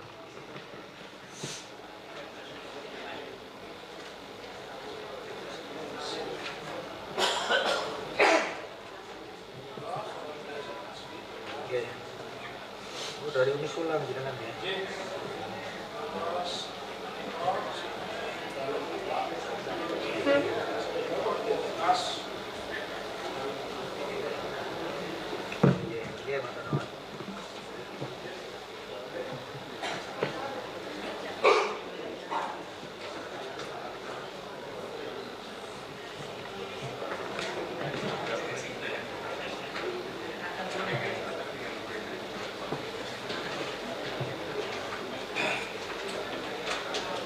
Oke, nama lengkapnya Dr. Muhammad Taufik SMH, lahir di Surakarta, 24 September 1964. Ya, orang Solo ya? Iya. Agamanya Islam ya? Islam, Ji. Islam ya, Uni Sulam. Ya. Alamat Jalan Kawung nomor 1 Pemulung RT 39 Sondakan Laweyan Surakarta. Kemudian riwayat pendidikan SD, SMP, S1-nya di Surakarta, UNS, S2 IPLAM Jakarta, S3-nya Fakultas Hukum UNS di Surakarta. Kemudian ada asosiasi kurator dan sebagainya, riwayat pekerjaan. Pekerjaan sekarang dosen ilmu hukum Fakultas Hukum Universitas Sultan Agung Semarang ya. Betul, Bapak. Kemudian riwayat penulisan buku, ini ada beberapa buku: Small Claim Court, Undang-Undang Informasi ITE, Kejahatan Korporasi, Moralitas Penegak Hukum, Terorisme dan Demokrasi. Kemudian penelitian, ini mengajar di Universitas Sultan Agung, Universitas Jana Badra Jogja, Universitas Juanda Bogor, Universitas 11 Maret, Universitas Muhammadiyah Surakarta. Riwayat keterangan saksi ahli sudah banyak di sini, ada beberapa kali. Jadi untuk memberikan, ini dihadirkan sebagai ahli hukum pidana ya. Betul, Bapak. Oke. Sebelum berikan keterangan, bersedia bersumpah sesuai agamanya ya. Bersedia, Bapak. Silakan berdiri untuk bersumpah. Oke.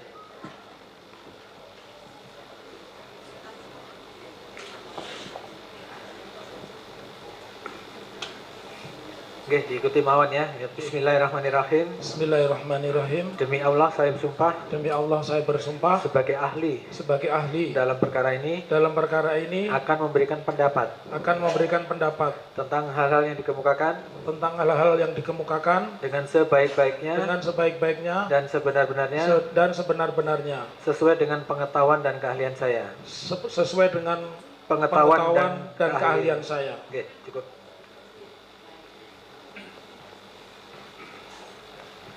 Oke, monggo kita mulai sampai nanti kita break jam 5 nggih. Silakan tadi kita berikan kesempatan pertama dari tim penasihat hukum untuk menggali dari keterangan pendapat dari ahli ini. Monggo silakan. Terima kasih yang mulia. Saudara ahli yang dimuliakan Allah. Amin. Insyaallah. Amin.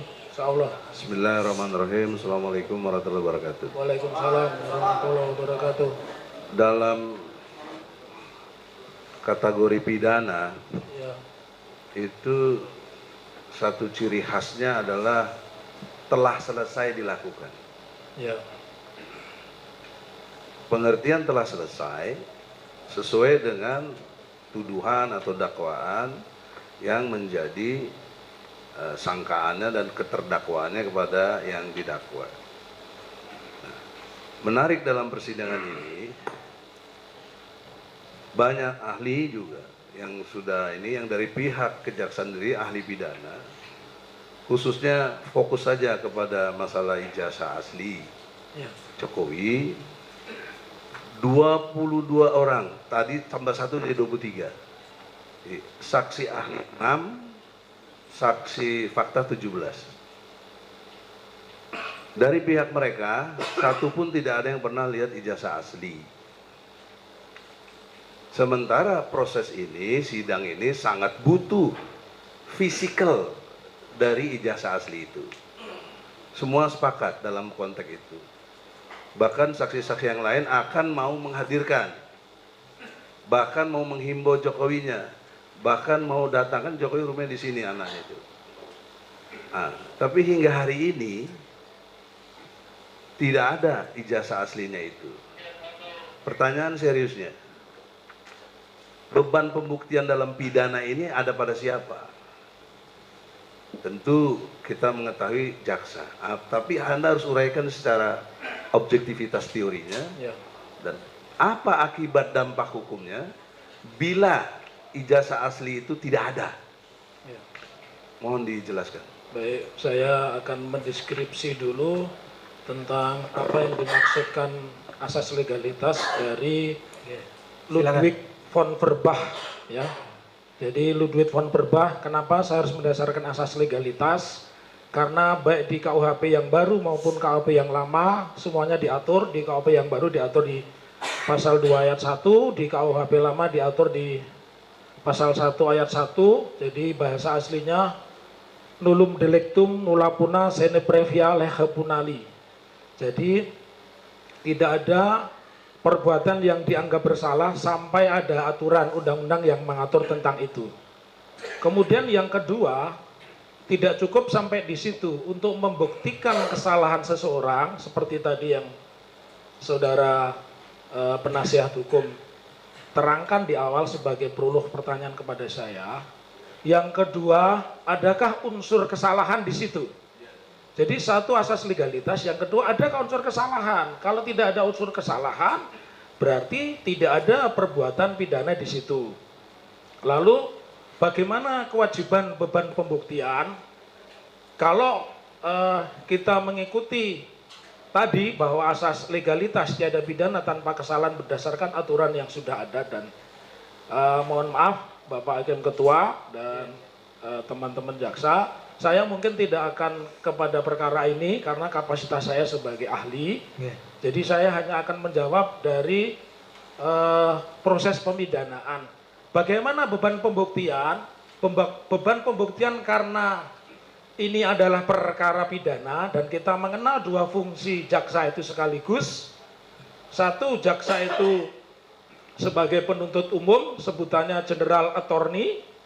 Di sisi yang lain, jaksa ini juga sebagai pengacara negara. Maka di kantor-kantor kejaksaan itu selalu ada tulisannya jaksa pengacara negara. Jadi kalau Anda tanyakan kepada saya, maka beban pembuktian itu karena kita masuk dalam integrated criminal justice system, sistem peradilan pidana, seseorang yang sudah dinyatakan sebagai tersangka dimulai dari proses penyelidikan, penyidikan, kemudian penuntutan, dan sekarang dihadapkan di pengadilan. Kalau mengacu pada itu, beban pembuktian adalah ada pada pengacara negara. Begitu saudara penasihat hukum.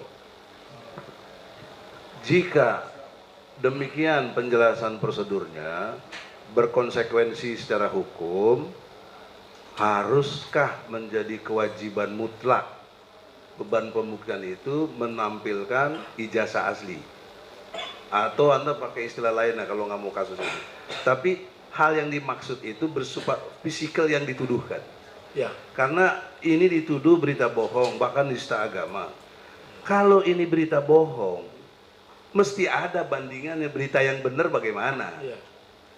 Nah, dalam konteks ini kami butuh sekali ijazah asli sebagai ukuran berita yang benar.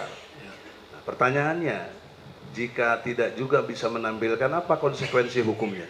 Sebelum sampai pada pengertian ijazah asli dan tidak asli, saya akan terangkan dulu apakah pasal 14 ayat 1, pasal 14 ayat 2, dan pasal 15 Undang-Undang Nomor 1 Peraturan Pidana itu masih memiliki cantolan hukum.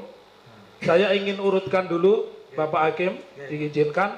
Jadi yang pertama, KUHP yang kita kenal itu dulu dengan bahasa aslinya adalah Wetboek van Strafrecht voor Nederland Indie, yang artinya adalah kitab undang-undang hukum pidana untuk Hindia Belanda, karena pada saat itu Belanda juga membuat KUHP untuk Afrika Selatan, juga membuat KUHP untuk Papua New Guinea. Nah, dengan Stadblad 732 per 1 Januari 1918 diberlakukanlah KUHP tersebut. Lalu kapan KUHP ini menjadi meng-Indonesia? Diundangkanlah dengan Undang-Undang Nomor 1 Tahun 46 yang kita mengenalnya sekarang KUHP. Tetapi di situ ada catatan di bab 17 Romawi disebutkan bahwa KUHP saat itu hanya berlaku di wilayah Jawa dan Madura. Lalu kemudian ditambahkanlah dengan Undang-Undang Nomor 73 Tahun 58 yang menyatakan bahwa KUHP atau Wetboek van Strafrecht itu berlaku di seluruh Indonesia. Lalu saya lanjutkan kemudian ya, bahwa kapan lagi ada perubahan? Perubahan itu mendasarkan kepada PNPS nomor 1 tahun 56 ya, dengan dimasukkannya pasal 156A. Perubahan yang berikutnya lagi kapan terjadi? Perubahan yang berikutnya lagi terjadi, dan itu sudah di era Orde Baru, adalah dengan Undang-Undang Nomor 27 Tahun 99 dengan dimasukkannya pasal 107 A, B, C, D, E. Karena pada saat itu pasal 107 itu adalah anslah, makar. Dimunculkanlah kemudian larangan menerbitkan kaos PKI, lambang PKI bukan hanya pada TAP MPRS Nomor 25 Tahun 66, tapi lebih tegas dimasukkan di dalam KUHP, lahirlah kemudian pasal 107 A, B, C, D, E, dan seterusnya. Nah, jadi maksud saya ingin mengatakan sebelum sampai kepada pertanyaan tentang asli dan tidak asli, saya ingin sampaikan kalau kita mendasarkan pada ajaran Ludwig von Verbach, maka seseorang bisa dipidana itu setidaknya ada dua alasan. Satu, peraturan pidana itu memang sudah mengatur, sudah ada undang-undang sebelum perbuatan itu terjadi. Karena perlu saya tambahkan di sini, setelah Perang Dunia Kedua tidak mengenal lagi asas retroaktif, artinya sebuah aturan pidana itu tidak bisa berlaku surut. Kemudian mendasarkan pada pertanyaan saudara, asli dan tidak asli ukurannya sederhana ya. Kalau itu non mediasi penal, kita mengenal non mediasi penal, insya Allah rekan-rekan jaksa dan Bapak Bin juga mengerti. Salah satunya adalah Undang-Undang Lingkungan Hidup dan Peradilan Anak mengenal sistem diversi, jadi perkara itu justru disimpangi. Maka ada di situ adalah mediasi penal, perkara-perkara seperti itu bisa dilakukan proses tanpa harus melalui persidangan karena pembuktiannya sederhana. Kalau Anda tanya kepada saya ijazah saya asli atau tidak, otoritasnya cuma dua. Seorang dokter dilihat PD Dikti, nomor induk dosen nasional saya ketemu.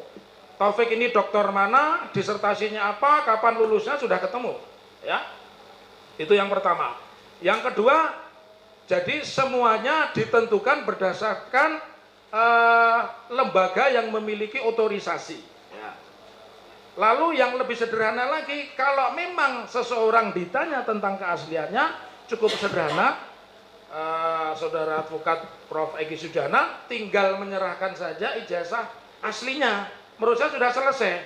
Karena hukum memang memberikan kesempatan non mediasi penal, jadi bisa diselesaikan di luar pengadilan. Pembuktian itu pembuktian yang sangat sederhana dan mudah. Begitu saudara. Ya, terima kasih saudara Hari. Tapi fakta di persidangan amat sangat terang benderang kaitan dengan institusi tadi.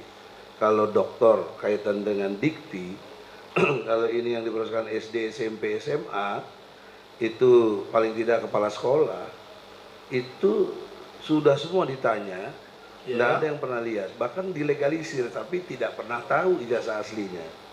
Nah, yang kedua, buku induknya hilang, untuk dikonfirmasi. Kemudian ada yang dimakan rayap. Tinggal satu peluang yang sangat mungkin dari yang pemegang ijazah itu sendiri. Dalam hal ini yang terhormat Presiden kita semua, Bapak Insinyur Jokowi. Kan begitu Ya. logika hukumnya. Maka pertanyaannya, mengapa kalau dia sibuk presiden wajar kita Ya. maklumi. Kan bisa perintah Jaksa Agung. Jaksa Agung minta ini sama jaksa-jaksa ini. Tapi itu pun tidak ada sampai hari ini. Ya. Bagaimana pandangan hukum pidana dalam konteks ini? Berarti di situ tidak ada perbuatan pidana. Pidana kan asas legalitas. Pasalnya diatur tentang palsu itu apa, hoax itu apa, menyebarkan fitnah itu apa. Semuanya kan diatur. Harus ada pembandingnya. Oleh karena itu, karena ini dikaitkan dengan kepentingan saya sebagai pembela terdakwa ini, apakah Anda bisa secara ilmu pidana Anda mengatakan mereka tidak melakukan tindak pidana? Tegas ya, saya juga menulis buku tentang ITE, ya ini buku ke-7 saya menulis semua hal yang mereka sampaikan di medsos atau apa itu semua ada di sini ya, di Undang-Undang Informasi dan Transaksi. Jadi tegas terhadap pertanyaan saudara, saya mengatakan pembuktian itu ada dua. Kalau kita mau non mediasi penal ya, artinya di luar pengadilan pakai mediasi penal, tidak usah memuat unsur-unsur pidana, tinggal bertemu kedua orang diselesaikan. Kalau tidak, ilmu pidana itu punya, makanya ada lembaga otorisasi scientific justice crime, dibuktikan dengan ilmu pengetahuan. Siapa yang punya otoritas untuk bisa mengatakan palsu, berarti harus ada yang asli. Yang mengatakan asli adalah lembaga yang punya otoritas. Dalam hal ini adalah laboratorium forensik yang bersertifikat. Tentunya karena kita ada di sistem peradilan pidana, maka wilayahnya adalah wilayah kepolisian. Pertanyaan saya justru balik kepada Anda, apakah di polisian sudah dibuktikan dengan scientific justice crime tentang asli dan tidak asli ijazah? Nah, pertanyaan Anda saya jawab. Ketika dalam konteks perjalanan bersidang tidak mengurangi hormat dengan Bapak Jaksa, ini kan udah proses pembuktian. Ketika menghadap ke hakim, Anda salah satu jaksa tapi tidak hadir sekarang. Saya bertanya, kok repot-repot, brother, saya bilang istilah kita kawan kan. Tinggal bawa aja isa aslinya Jokowi, selesai kasus ini. Case close, kasus tutup, dia salah. Karena udah hoak, udah koar-koar dan sebagainya. Tapi hingga hari ini tidak ada. Nah, bagaimana kaitan dengan polisi? Nah, jaksa menjawab, ya kami dapatnya begini bang dari polisi. Begitu. Berarti di polisi kagak ada. Dan setiap yang saksi saya tanya, ketika di BAP, apakah Anda diperlihatkan isa aslinya? Tidak. Bagaimana? Kalau ada, kan polisi juga nggak boleh repot-repot.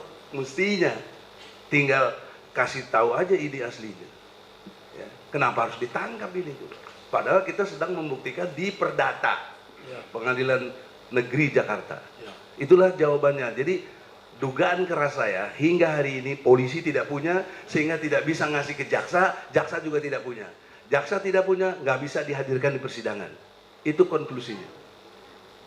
Bagaimana Anda menilai? Kalau begitu, sebuah perbuatan pidana itu bisa dipertanggungjawabkan kalau ada unsur kesalahan. Dan unsur kesalahan kalau mendasarkan KUHP itu ada diatur di pasal 183, 184 tentang alat bukti, dan 185 ayat 2, bukti yang paling kuat adalah bukti yang dihadirkan di depan persidangan. Nah, sekarang tidak ada kalimat itu. Buktinya nggak ada. Itu tidak ada kalimat selain itu, dan itulah yang disebut sebagai integrated criminal justice system, atau di dalam bahasa Indonesia adalah sistem peradilan pidana.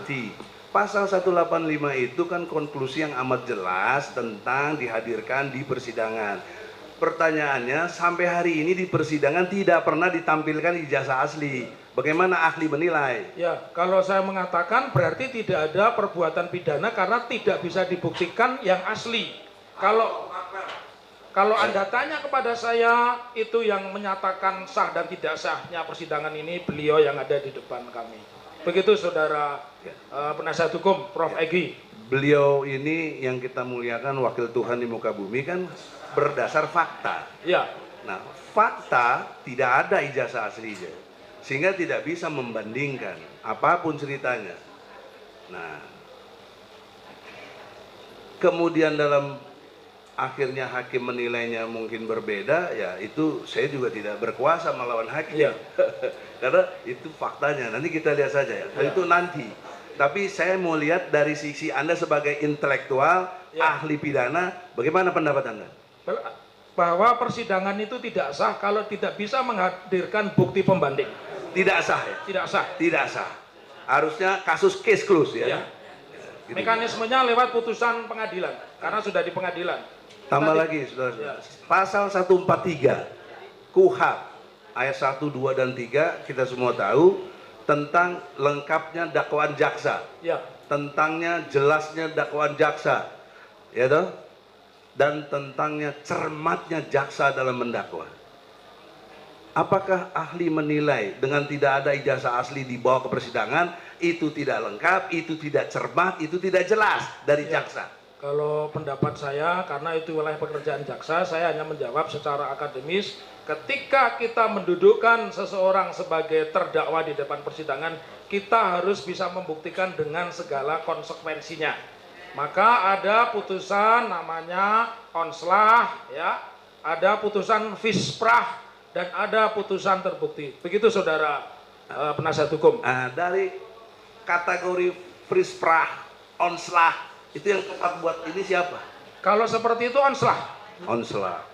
Nah, jelas, tegas. Tegas. Ya. Nah, berarti Anda betul ahli. Yang lain.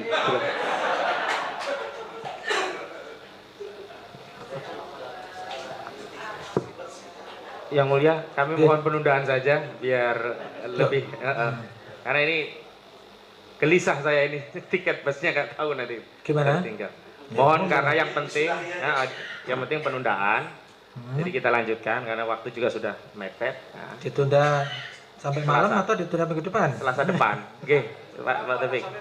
Selasa depan. Kita siap sidang sampai malam ini. Boten. Busnya kami nanti ketinggalan, nggak bisa comeback.